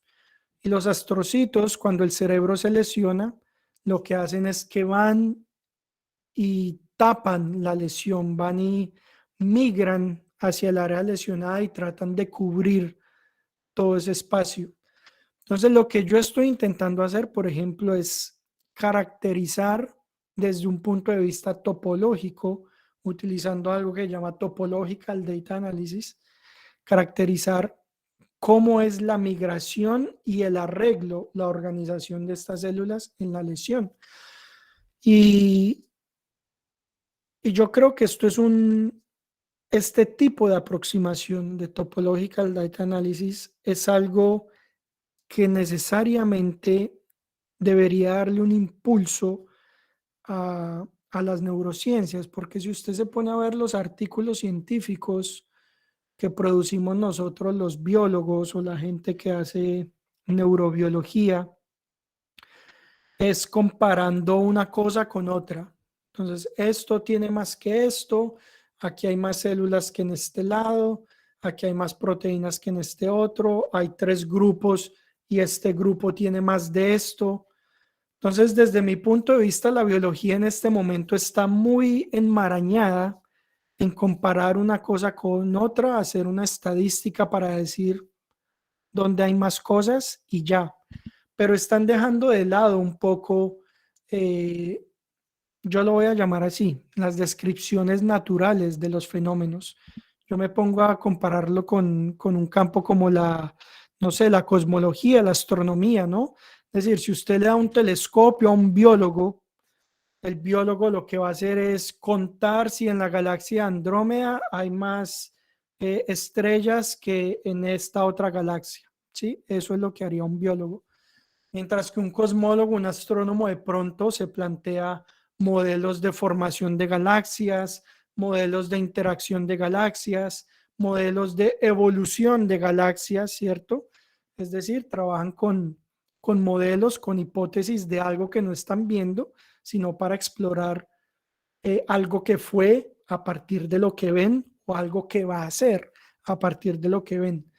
Entonces yo en el momento en que yo me puse a decir, bueno, pero yo como neurocientífico, yo no quiero saber si este ratón tiene más células que este otro ratón, yo lo que quiero saber es cómo se reorganizan las células de este ratón y qué otra información podemos sacar de allí. Así que mi primera aproximación, es decir, si usted se pone a ver un cerebro debajo del microscopio, no es muy distinto a ver el cielo a través de un telescopio.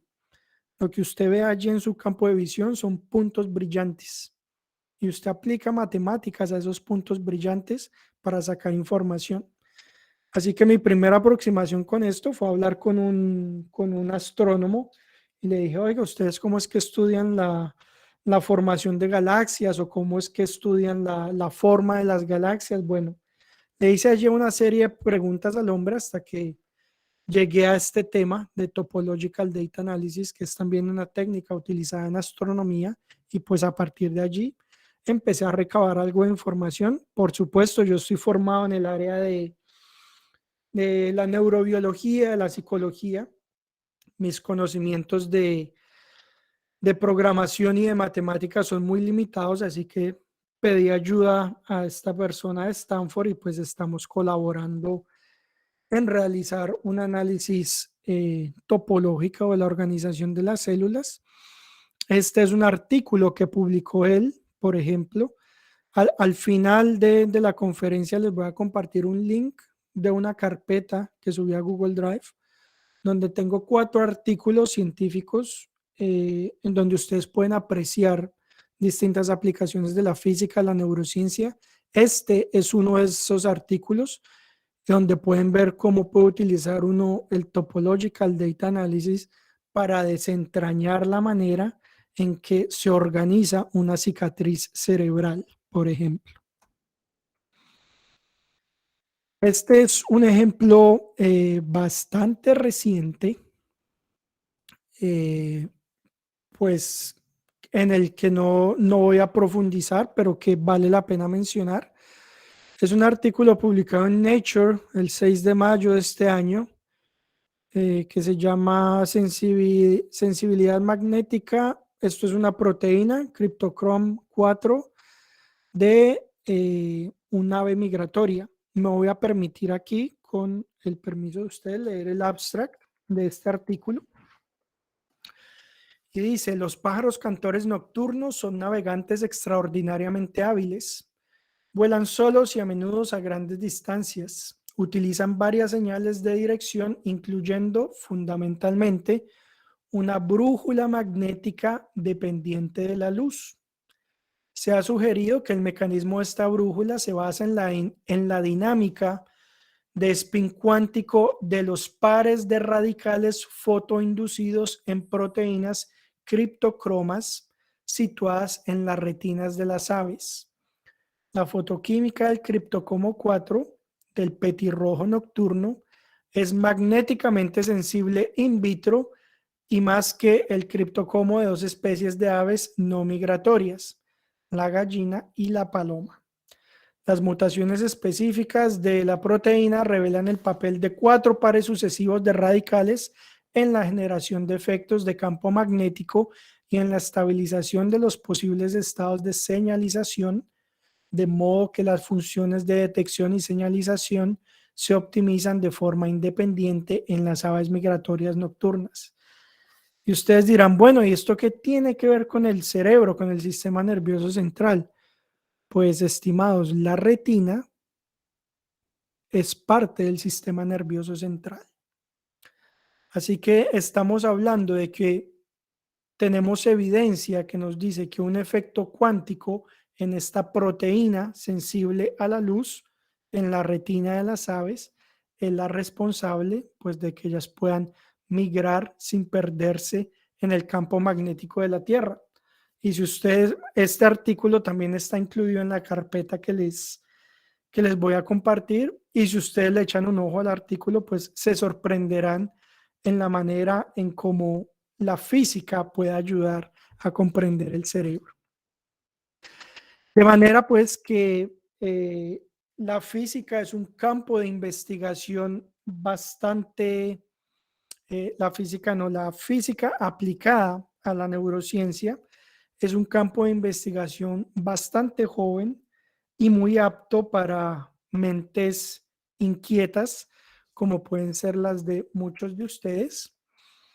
Este review, que también está incluido en la carpeta que comparto con ustedes, termina con este párrafo. Este es el último párrafo del review que a mí me pareció bastante interesante y pues que dije, bueno, vale la pena compartirlo con los estudiantes del Congreso. Y nuevamente me voy a permitir leerlo. El intrincado funcionamiento interno del cerebro sigue siendo uno de los mayores misterios que desafían la investigación científica contemporánea. Tras décadas de esfuerzos de investigación de las funciones de los componentes individuales del cerebro, desde las neuronas hasta los conjuntos neuronales y regiones cerebrales a gran escala, las pruebas concluyentes apuntan a la necesidad de mapas y modelos de las interacciones entre estos componentes para comprender fundamentalmente la dinámica cerebral, la función de los circuitos y el comportamiento emergente del cerebro. Deseamos ofrecer el sentimiento de que las bases del campo de la física de redes del cerebro es un área de investigación joven, rica en oportunidades de descubrimiento.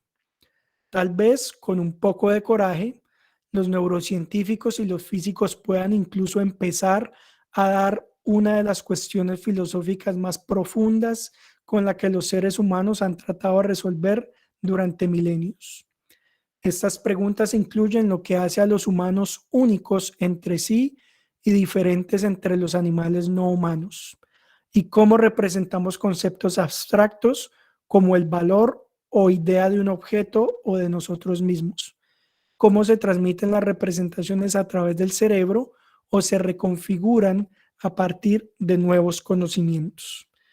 Me pareció bastante motivante y con esto pues quiero darles a ustedes la idea de que el cerebro definitivamente oculta aún tantos misterios como el universo mismo y que está precisamente abierto y a disposición de mentes jóvenes como las de ustedes para que contribuyan a su exploración.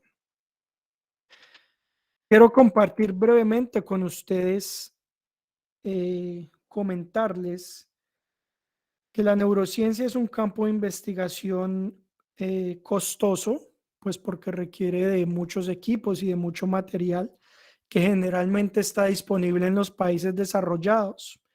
Y aunque ustedes no lo crean, es mucho más fácil en la mayoría de los casos hacer un doctorado en Europa que hacerlo en Latinoamérica. Si yo lo comparo con Colombia, que es mi país de origen, sin duda alguna, es mucho más fácil uno doctorarse en Europa que doctorarse en Colombia. Y en este video, en mi canal de YouTube, que se llama Cómo hacer tu posgrado y carrera profesional en Europa, es un video largo, es un video que tienen que coger unas palomitas de maíz o comer helado mientras se lo ven, pero les va a permitir un poco entender que ser investigador o ser un profesional en el área de las ciencias y formarse en universidades europeas no es tan complejo como uno tiene la imagen mientras uno está en Latinoamérica. Así pues, espero que se hayan encantado con las maravillas del cerebro y espero pues que muchos de ustedes en el futuro próximo, que aún son jóvenes, muchos de ustedes estudiantes, pues tengan la inquietud y el amor por desentrañar el universo del cerebro. Muchas gracias por el espacio.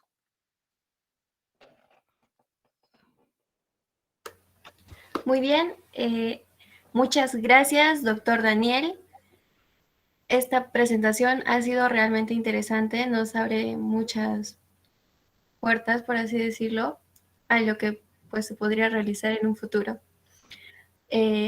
Ahora procederemos con las preguntas de la audiencia. Tenemos como primera pregunta una que pues dice, doctor Daniel, ¿en su día a día suele trabajar con físicos en sus trabajos de investigación o son eventos más aislados? Excelente pregunta. Yo no suelo trabajar con físicos.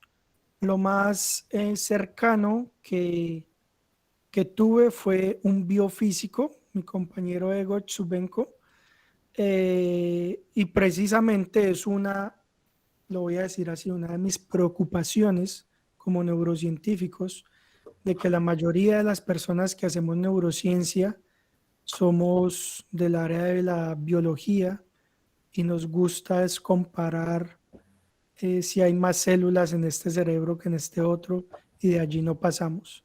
Así que de verdad que la física es un input muy necesario y es más, tengo aquí para responder esa pregunta, voy a compartir mi pantalla brevemente nuevamente. Tengo aquí una página web que se llama Fence Jobs. O ustedes googlean Fence Jobs, Fence como F-E-N-S. Y yo lo que puse aquí fue Physicist. Y si usted busca por Physicist, Fence Jobs es para trabajos específicos en neurociencia. Y si usted pone aquí Physicist, pues encuentra una serie de posiciones doctorales para hacer doctorado, postdoctorado, doctorado, en cosas que tienen que ver con o donde necesitan un físico para hacer neurociencias. Así que en mi experiencia trabajando en lesiones cerebrales no, pero hay otros campos que de pronto se pueden beneficiar un poco más del input de profesionales como ustedes. Muy bien, profe. Muy bien, doctor. Tenemos la siguiente pregunta que dice, ¿qué lenguaje de programación se usa para realizar el mapeo de la conectividad neuronal de TI? Python, más que todo Python. Hay varios lenguajes, pero el más ampliamente utilizado solo se hace en Python o en MATLAB. Muchas gracias. Tenemos otra tercera pregunta que dice, ¿su libro de cosmología fue inspirado por estos intercambios con físicos matemáticos a raíz de las necesidades de su propia investigación o viceversa? No, en realidad el libro no tuvo nada que ver con mi propia investigación. El libro simplemente fue un producto de mi pasión por la astronomía. Soy apasionado por la astronomía desde hace muchos años y dije, bueno, todo ese conocimiento que he adquirido, quiero sintetizarlo, quiero darle una forma, quiero darle una especie de vida y quiero escribir el libro que a mí como aficionado me hubiera gustado encontrar en las librerías. Y ese fue el libro que escribí. Un libro que combina tanto, por supuesto, la parte divulgativa, pues porque es un libro de divulgación científica. Yo no soy un astrónomo profesional, pero también datos muy específicos, ¿cierto? Entonces, cuando yo leía, no sé, cualquier libro, Michio Kaku, Stephen Hawking, ¿cierto? Entonces decía, no, el universo se está expandiendo. Y yo siempre me preguntaba, bueno, pero ¿cuál es la velocidad de expansión del universo? Sí, que las galaxias más lejanas se expanden más rápido. Bueno, ¿cuánto más rápido? Sí, ese era como el tipo de detallitos que a mí me hubiera gustado conocer. Así que mi libro pues combina la parte de divulgación como detalles muy específicos pues que obtuve de artículos científicos pues para dar vida a muchos de los temas. Sí, bien, como dicen, si quieres hacer algo, que salga algo bien, hazlo por ti mismo, ¿verdad? Bueno, ya hubiera querido Hawking escribir un libro como el mío, pero bueno. Tenemos, doctor, otra pregunta que dice, ¿los humanos tienen una brújula interna? Si es así, ¿es la tecnología responsable de que hayamos perdido esa habilidad? Pues lo que sabemos hoy del cerebro nos dice que lo más parecido que nosotros tenemos a una brújula son unas pequeñas neuronas en el hipocampo que se llaman las grid cells. Y eso fue precisamente un premio Nobel en medicina del año 2017-2018, que se lo ganó una pareja de esposos por sus trabajos con las grid cells, que es específicamente neuronas que se disparan dependiendo de donde nosotros estemos. Y el mejor ejemplo de las grid cells se los voy a poner a ustedes en este momento. Ustedes pueden que estén en la calle y se están aguantando una orinada durante 2 horas. Están que se mean, pero se aguantan la orinada, ¿sí o no? Cuando usted llega a la puerta de su casa, esa orinada se le viene. ¡Fum! Eso es inminente. Usted se ve, pues me lleva aguantando 2 horas y estoy en la puerta de mi casa y estoy que me orino. ¿Por qué? Porque su cerebro, sus grid cells en el hipocampo, saben que usted está en su casa, se disparan y casa es igual a baño.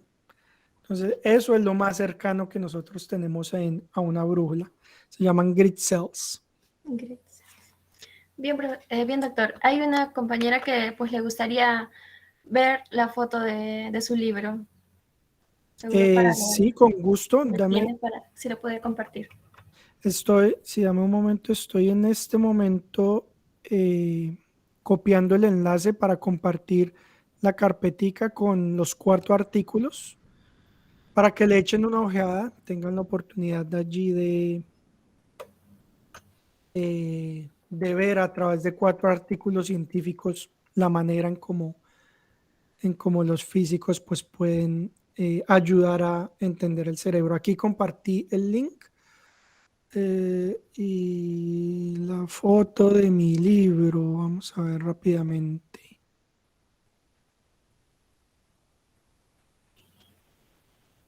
Volvemos aquí al principio. Esta es. Se llama Fundamentos de Cosmología, la ciencia del universo. Se encuentra en Amazon, no estoy muy seguro en Perú en qué librerías hay, pero generalmente en las librerías de Latinoamérica también se puede conseguir o se puede conseguir online. Bueno, cordialmente invitados. Me encantaría que muchos de ustedes tuvieran la oportunidad de leer el libro.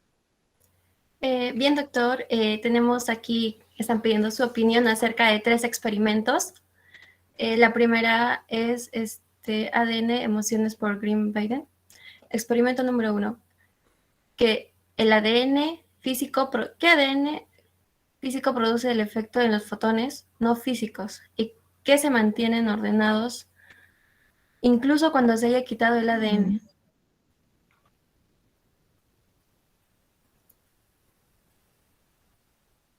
De eso no tengo absolutamente idea. Así que no puedo comentar honestamente. Nunca El he leído segundo, a Greg Brandon, así que no sé de qué tratan sus experimentos. el segundo experimento dicen que hay conexión instantánea entre el donante y el ADN ante estímulos incluso si se separan a largas distancias. No. No lo sé. Decir eso de pronto tendría algo que ver con el spooky effect, ¿no? Con el entrelazamiento cuántico. El problema de que nosotros, bueno, el problema que ha surgido ante las teorías de entrelazamiento cuántico en sistemas biológicos es, por supuesto, el ruido, la temperatura y el ruido, ¿cierto? Una cosa es enlazar cuánticamente dos electrones no sé, en una cámara especial, ¿cierto? Y otra cosa es enlazar dos moléculas en medio de un mar de millones de moléculas con las que interactúan completamente. Pero yo creo que este tipo de cuestiones en el libro Sombras de la Mente se abordan de alguna manera y es un libro que se lo recomiendo a todos y que especialmente para personas como ustedes, físicos o personas introducidas en el mundo de las matemáticas, pues tiene mucho más valor que para quienes no somos expertos en eso. Bien, profesor y doctor. Y para terminar, tenemos una última pregunta que dice, ¿existen limitantes por parte del software relacionadas a este campo de investigación que retrasen o limiten los avances? Pues, una pregunta un poco compleja por parte del software. Yo no diría por parte del software, porque con el open software que tenemos ahora, con R, con Python, etcétera, diría yo que las posibilidades son más bien infinitas, ¿no? O muchísimas. Yo creo que la limitación está definitivamente en alguien que pueda generar los modelos, ¿sí? Yo estaba trabajando en este Topological Data Analysis, estaba trabajando en cómo analizar tridimensionalmente a unas células que se llaman glías, pero simplemente mis conocimientos no daban, entonces me tocó escribirle a un man y ve, yo vi que tú has hecho esto, ta, ta, ta. Y el hombre se metió con el problema y ha estado desarrollando el problema. Así que yo no creo que es limitación por parte de software, sino más bien por parte de código. Necesitamos personas que generen código para analizar todo tipo de datos científicos. Muy bien, muchas gracias por aclararnos las dudas presentadas y pues agradecerle como siempre por darse el tiempo para ser parte de esta ponencia. Tenemos otra pregunta antes de culminar. Bueno, Dice, claro. ¿cuál sería su opinión respecto a las frecuencias del 5G y su efecto resonante con las células cerebrales? Bueno, yo referente al 5G no estoy particularmente informado. Lo que sé es que se han hecho numerosas pruebas con las antenas de 5G en diversos países del mundo, en diversos contextos que tienen que ver con la altura, con la cercanía a la antena, etcétera, etcétera, con el poder de la antena. Y hasta donde yo sé, pues se han identificado eh, los contextos o la configuración en el que en el que no significa ningún daño para el cerebro, pues de manera en que yo confío en ese tipo de análisis que se hagan si no tengo una razón para desconfiar de ellos.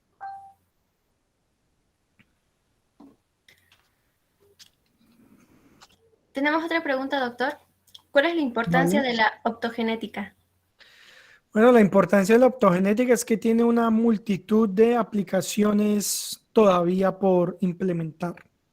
Es decir, lo que nosotros hacemos ahorita en optogenética es básicamente con ratones modulando funciones básicamente motoras, pues porque nosotros no podemos saber qué piensa el ratón, si el ratón piensa, si está, voy a decirlo así, feliz, contento, triste, no podemos saberlo. Pero si hablamos de la optogenética en el campo humano, pues las aplicaciones son muchísimas, pero pues allí ya entra la cuestión, las cuestiones éticas, pues relacionadas con las intervenciones en humanos, ¿no? Pues porque con la optogenética lo que uno hace es básicamente controlar el cerebro, literalmente. Así que voy a hacer de esto un guión de película.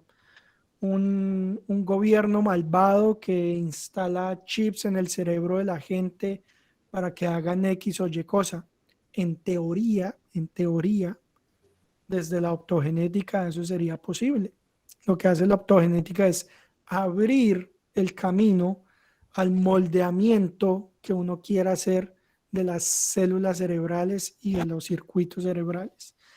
Así que la optogenética yo creo que cogió auge desde hace una década, el 2006 creo, que fue que hubo un premio Nobel por la optogenética y desde allí se ha mantenido básicamente en ratones, también en las moscas de la fruta, pero en el momento yo creo que eso va a llegar cuando se hagan las respectivas regulaciones legales, va a llegar el momento en donde empecemos a controlar el cerebro de las personas, empezando por el cerebro de las personas con cierto tipo de daño cerebral, por ejemplo, empezar a controlarlo con luz, a empezar a eh, empezar a inyectar medicamentos y activarlos con luz, etcétera, etcétera.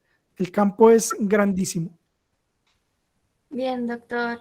Tenemos otra pregunta, se sumó. ¿Cuál es su aplicación favorita de la nanociencia en la neurología? Bueno, pregunta muy interesante. Y diría yo, bueno, yo me inclinaría por la optogenética, tal vez en este momento, por los motivos que ya expliqué, aunque ahorita la optogenética es todavía muy macro para el cerebro, ¿no? Nosotros a los ratones les ponemos un implante grandísimo aquí en la cabecita, es todavía un poquito macro, pero eh, se ha fantaseado mucho. Uno ve proyectos un poco fantasiosos de investigación en donde se planea, por ejemplo, hacer pequeñísimos nanobots que viajen a través del torrente sanguíneo a matar virus, por ejemplo, cuando entran al cerebro, algunas infecciones víricas en situaciones muy desafortunadas pasan al cerebro. Entonces se han planteado aproximaciones, sí, un poco peliculescas, donde nanobots viajan a través de la sangre y van y destruyen los invasores. Bueno, yo creo que eso en algún punto va a ocurrir. No sé si con pequeños robotcitos, pero al menos vamos a tener la posibilidad de eh, modular o de regular con proteínas y otras sustancias activas los invasores en nuestros cuerpos. Muy bien. Muchas gracias, doctor Daniel, de nuevo por su ponencia, por aclararnos las dudas, por darnos este espacio. Y pues ha sido un enorme placer y un gusto haber compartido este tiempo con usted. Muchas gracias, doctor Daniel. Bueno, para mí también y espero pues encontrarlos a muchos de ustedes en un futuro por las lindes de descubrir los misterios del cerebro. Hasta la próxima. Gracias. Y así damos finalizada las ponencias del primer día del tercer Congreso Nacional de Estudiantes de Física. Los esperamos mañana a las 8:30 hora peruana, GMT-5, para los que están de otros países. Y nada, agradecerle por su presencia, por su atención y por su tiempo. Y hasta mañana, compañeros.